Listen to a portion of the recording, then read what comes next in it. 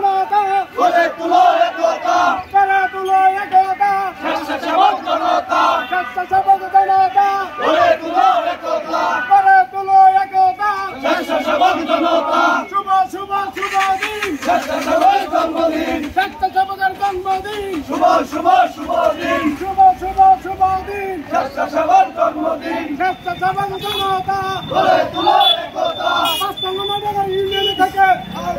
শুভেচ্ছা লাল গোলাপ শুভেচ্ছা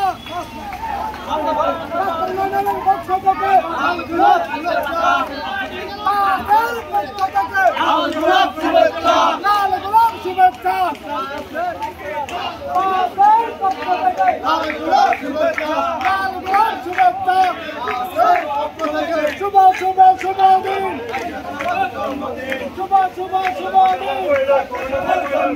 শুভ শুভ শুভ দিন স্বেচ্ছাসেবক জন্মদিন স্বেচ্ছাসেবক জনতা গড়ে তুলো একতা গড়ে তুলো এই মুহূর্তে আমাদের মাঝে উপস্থিত হয়েছেন